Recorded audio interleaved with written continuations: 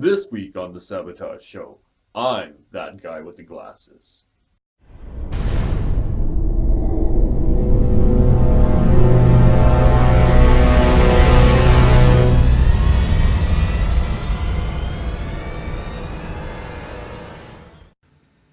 Alright guys, you're listening to the Sabotage Show, and I am your saboteur. The moderately annoyed Canadian here, and you know what, I want to kick off this episode by talking about a couple things that I have been thinking about for some time now, and that have kind of piqued my interest a little bit. And in your case, I'm sure most of you will know exactly what I'm talking about when I say it. That guy with the glasses. Okay, so when I started doing these interviews on my show, the one thing that kept being brought up continuously was that guy with the glasses. And I kind of looked dumbfounded when I'm hearing about this. A lot of you didn't see it because at the time I wasn't doing video, but first person to bring it up, I believe it was Mark, the Big Black Cat Man. Now, for me, I didn't come from that site. I really didn't come from any site. When I first started doing this show, I literally had just started doing this show. I wasn't on YouTube. I wasn't on, that guy or Blip or Daily Motion.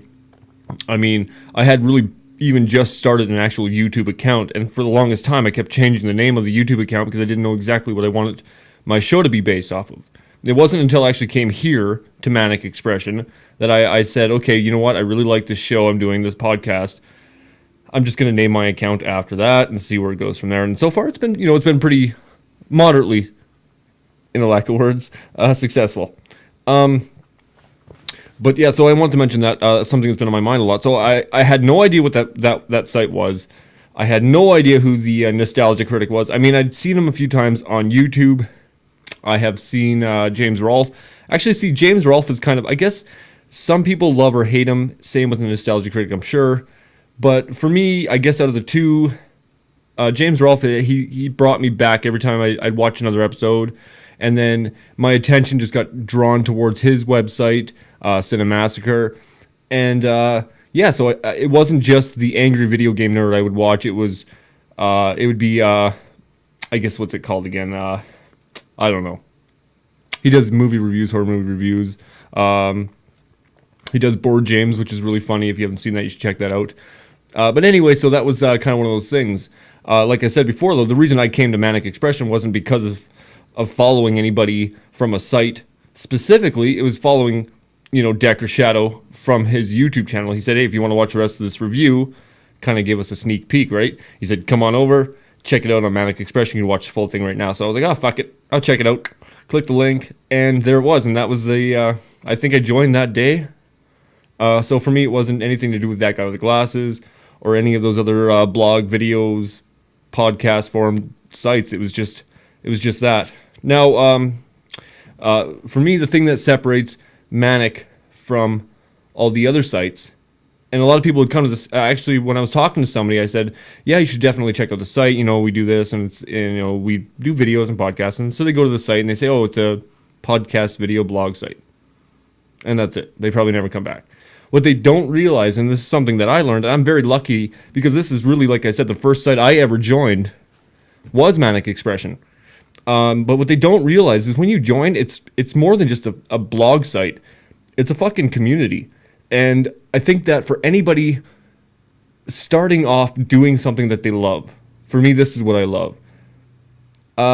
You can pretty much go anywhere, but if you really want to be pulled into a community, if you want to feel welcome, like you've made friends in your first couple of weeks there, definitely check out manic-expression.com because it's a community, and your work's gonna be appreciated, and I think just as a person you will be.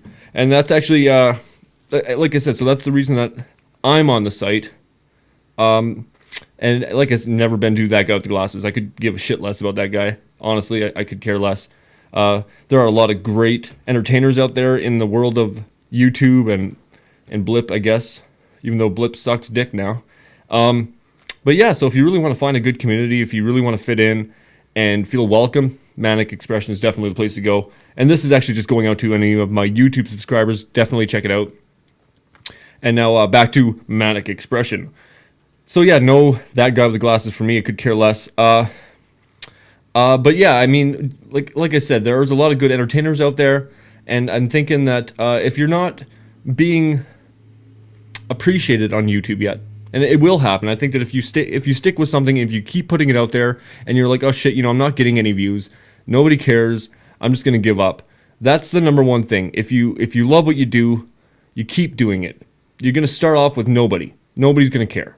But over time, you keep doing what you're doing, and eventually somebody's gonna see it, and they're gonna say, hey, would you like to join this site? Or hey, would you like to join this this group of us? We're doing this YouTube channel, and you're really great at whatever it is you do. You could even be walking around without any fucking pants on, and somebody's gonna see it and say, hey, that guy looks great without any pants on. We should definitely have him do our show. But anyway, so like I said, you just keep doing what you're doing every week. Make sure you're doing it. If you're doing it on a Monday, do it every Monday. If you're doing it every Tuesday afternoon, 3 o'clock, keep doing it every Tuesday afternoon at 3 o'clock, because that's how you're gonna gain those people. You find a site like I did, like manic-expression, you almost fit right in.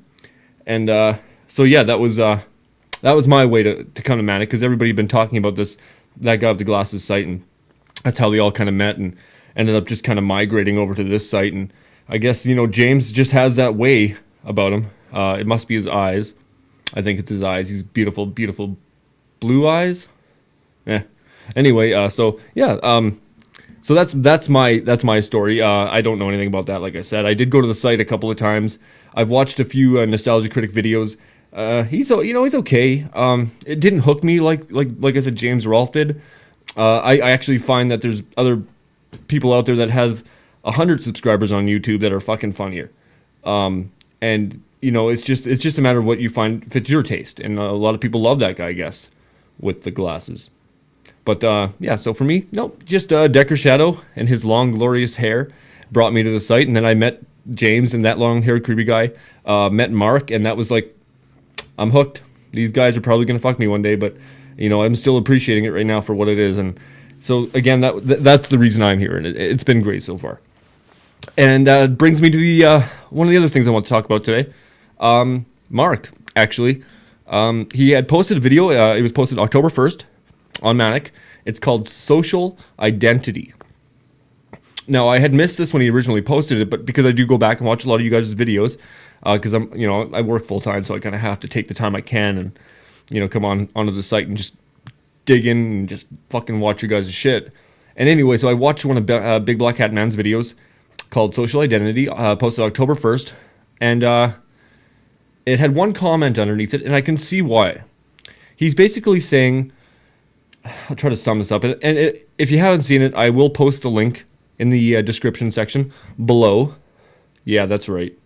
I will post it below. But anyway, what he's talking about is, what is your social identity? I guess that's a good way to sum it up. He kind of describes himself and how he doesn't really fit in, I guess, with, you could say, like the drinkers. I myself am not really a big drinker. You see me drinking a beer, but you have to think, this is the same kind of beer I've been drinking for the last 3 weeks. I bought a 15-pack 3 weeks ago. So I'm not really a drinker. I just like to do this while I'm doing the show. Kind of relaxes me a little bit. But anyway, I'm going off topic here. Anyway, what I want to talk about was social identity. And he brings up a really good point. Where do we fit in? This actually will bring me back to the first topic I was on. Now, for me, like I said, I'm not really a big drinker. This is my first beer and probably my last of the day. And as usual, next Monday I'll do another episode and I'll crack another can of this until I'm done with this beer, and I will, start a new one. But social identity. Okay, so for me, like I said, I'm not a big drinker.